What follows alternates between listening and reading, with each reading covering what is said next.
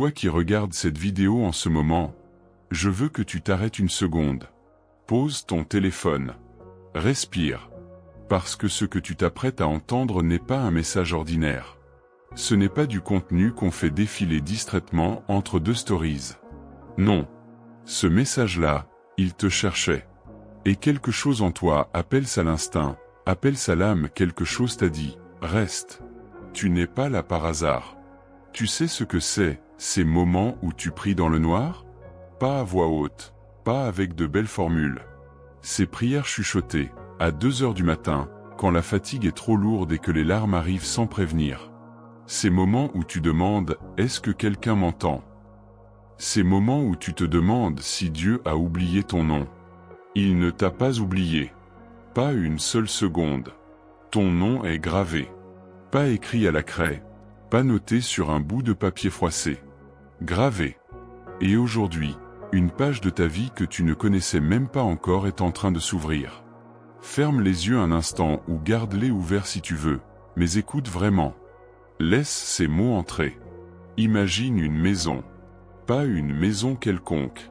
Une maison face à l'océan. Des murs blancs qui captent la lumière du matin. De grandes fenêtres ouvertes sur l'immensité bleue de la mer. Tu entends les vagues? Ce sont réguliers, constants, presque comme une respiration. Ni urgent, ni angoissant. Juste, paisible. Le soleil descend à l'horizon et il peint le ciel en or, en orange, en rose. Et à l'intérieur de cette maison, il y a une longue table. Autour de cette table, il y a des gens. Tes gens. Ta famille. Et ils rient, pas de ce rire de façade qu'on se force à faire en société, non. Ce rire-là vient du ventre. Le genre de joie qu'on ne peut pas simuler. Est-ce que tu vois cette image? Parce que moi, je dois te dire quelque chose d'important, ce n'est pas un rêve. Ce n'est pas ton imagination qui s'emballe. C'est une vision. Une promesse rendue visible. Cette maison existe.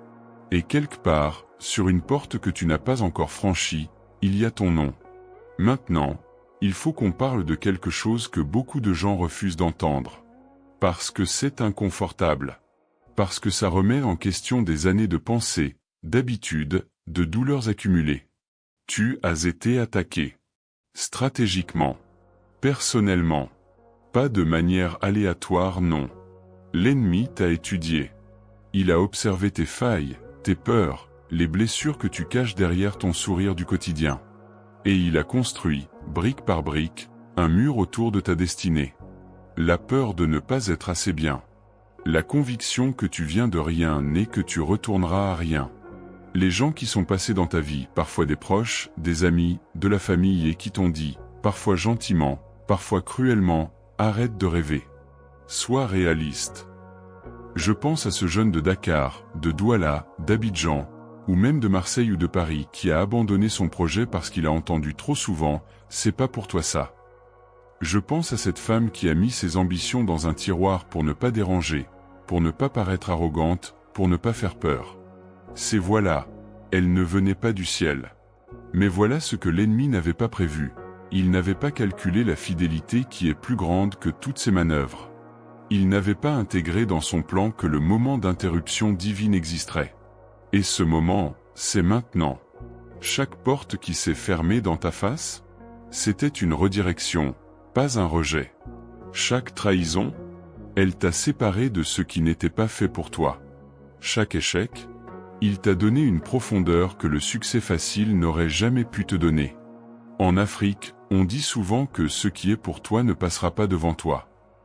Et cette sagesse-là, elle est plus profonde qu'on ne le pense. Parce que la destinée ne se trompe pas d'adresse. Il y a quelque chose d'autre que je veux que tu comprennes, quelque chose sur l'héritage. Pas l'héritage au sens légal du terme. L'héritage au sens spirituel, au sens profond du mot. Pense à tes ancêtres. Ceux dont tu connais les noms, et ceux dont tu ne sais presque rien. Ces hommes et ces femmes qui ont prié dans des langues que tu ne parles peut-être plus. Qui ont planté des graines dans des terres qu'ils ne verraient jamais fleurir. Ces prières-là ne sont pas mortes. Elles n'ont pas disparu dans l'air. Elles ont accumulé, comme des intérêts sur un compte invisible, dans un espace que la logique humaine ne peut pas saisir. Et aujourd'hui, tu es l'héritier. Toi, pas ton voisin, pas quelqu'un de plus diplômé, de mieux connecté, de plus visible sur les réseaux sociaux. Toi. Alors si ces mots résonnent dans ton cœur en ce moment, si tu sens quelque chose dans ta poitrine, pas de l'anxiété, mais quelque chose qui ressemble à de l'attente, à de l'espérance, c'est ton esprit qui reconnaît une vérité qu'il connaissait déjà. Tu n'es pas venu sur cette vidéo pour rien. Tu es venu pour recevoir. Et la première étape pour recevoir, c'est d'être prêt. Prêt à croire, même quand les circonstances disent le contraire. Prêt à te lever, même quand tu as été renversé trop de fois pour compter. Est-ce que tu es prêt? La suite arrive. Et ce que tu vas entendre dans la partie suivante va changer la façon dont tu vois ta vie, ton avenir, et ce que tu mérites vraiment. Clé CLE accent aigu divine parce que chaque vie a une porte. Et chaque porte a une clé. Est-ce que tu es encore là? Bien. Parce que ce que je vais te dire maintenant, c'est peut-être la chose la plus importante que tu entendras aujourd'hui. Tu sais ce qu'on fait souvent quand on attend quelque chose depuis trop longtemps. On arrête d'y croire. On range le rêve dans un tiroir. On se dit, c'était peut-être juste une illusion. On apprend à vivre avec le manque, comme si c'était notre identité. Comme si la lutte était notre prénom. Mais je veux te poser une question directe, là, maintenant. Et si tout ce que tu as traversé n'était pas une punition, mais une préparation?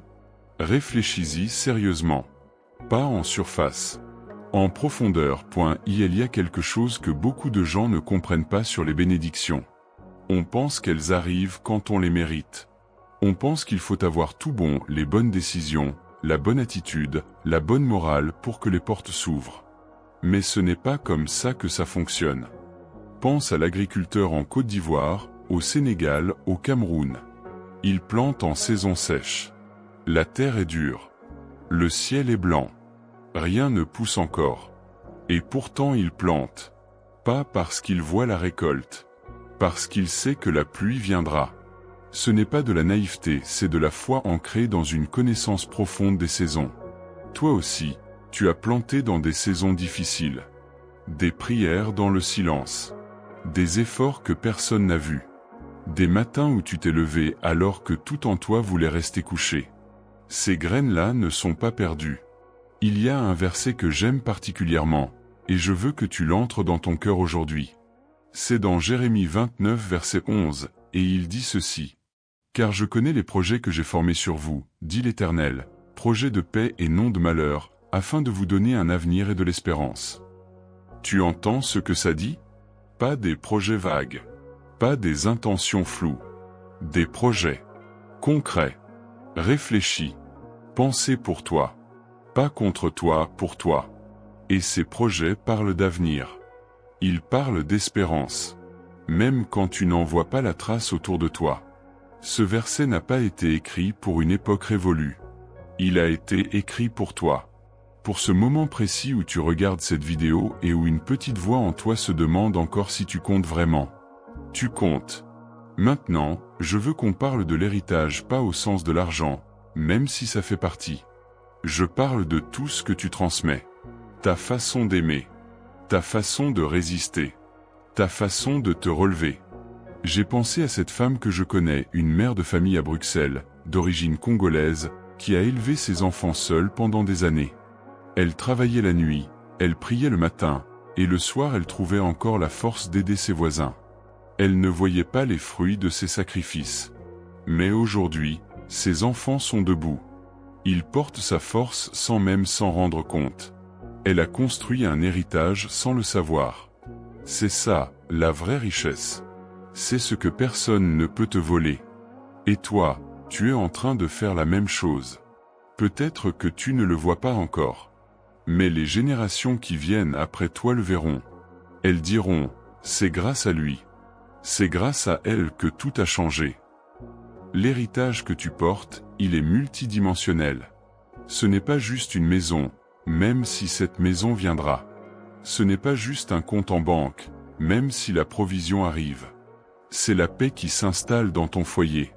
C'est la réconciliation qui revient dans des relations qu'on croyait mortes. C'est la santé qui reprend dans un corps épuisé. C'est la créativité qui jaillit après des années de sécheresse intérieure. Je pense à tous ceux qui regardent cette vidéo en ce moment et qui portent une douleur physique. Une fatigue que les médecins n'arrivent pas à expliquer. Une maladie qui s'est installée comme un invité indésirable. Et je veux te dire ceci, ce n'est pas ton état définitif. Ce n'est pas ta destination finale. Il y a un deuxième verset que je veux te laisser. C'est en Ésaïe 41 verset 10. Ne crains rien, car je suis avec toi. Ne promène pas des regards inquiets, car je suis ton Dieu. Je te fortifie, je viens à ton secours, je te soutiens de ma droite triomphante. Ce n'est pas une promesse conditionnelle. Ce n'est pas si tu fais tout parfaitement, alors peut-être. C'est une déclaration directe. Je suis avec toi. Présent. Maintenant. Dans ta douleur, dans ton doute, dans ta dette, dans ta solitude de 3 heures du matin. Certains d'entre vous ont des idées qui dorment. Un projet. Une vision d'entreprise. Un talent que vous avez rangé parce que quelqu'un vous a dit que ce n'était pas rentable, pas sérieux, pas raisonnable. Je veux te dire quelque chose. Ce que Dieu a mis en toi n'a pas de date d'expiration. Ce musicien qui a arrêté de composer parce qu'il n'avait pas de studio. Cette jeune femme de Lyon ou d'Abidjan qui avait une idée brillante mais pas de réseau pour la lancer. Cet homme qui avait le don d'enseigner mais qui pensait qu'il n'était pas assez diplômé pour se faire entendre. Le moment revient. La porte se rouvre. Pas pour quelqu'un d'autre, pour toi. Avant de conclure, je veux te demander quelque chose. Pas liker. Pas partager, même si tu peux le faire si ce message t'a touché. Je veux juste te demander de prendre une décision aujourd'hui. La décision de ne plus te définir par ce qui t'a brisé. La décision de regarder ton avenir avec les yeux de quelqu'un qui a déjà reçu la promesse, même si elle n'est pas encore visible. La décision de parler de ta vie différemment, plus de je n'y arriverai jamais, mais ma saison arrive. Parce que la foi, ce n'est pas attendre les bras croisés. C'est avancer comme si la route était déjà tracée, même quand on ne la voit pas encore. Et puis, laisse-moi te dire une dernière chose, la chose la plus simple, et peut-être la plus puissante de tout ce que tu as entendu aujourd'hui. Tu es aimé. Non pas à cause de ce que tu produis, de ce que tu réussis ou de ce que tu représentes. Tu es aimé parce que tu existes. Quand personne ne te voyait, tu étais vu. Quand tu te sentais rejeté, tu étais choisi. Quand tu pensais que c'était fini, une nouvelle page était déjà en train d'être écrite. Cette maison face à l'océan que tu as vue au début de ce message, lève les yeux vers elle une dernière fois. Le soleil se lève maintenant. C'est un nouveau jour. Et tout ce que tu as perdu, tout ce qui t'a été volé, tout ce qui a été cassé, la restauration est en chemin. Garde la foi. Garde la paix. Et garde les yeux ouverts parce que les signes de ta bénédiction arrivent, souvent par les chemins où on ne les attend pas. Ce n'est pas la fin de ton histoire. C'est le début du chapitre le plus beau que tu aies jamais vécu. Clé divine parce que chaque destin a une serrure. Et Dieu tient la clé. #clé divine ouvre ce que le ciel a préparé pour toi. Merci d'avoir regardé jusqu'au bout. Si ce message t'a touché, partage-le avec quelqu'un qui en a besoin. Et retrouve-nous sur la chaîne Clé divine pour la prochaine parole qui t'attend. Personne avec les mains jointes clés.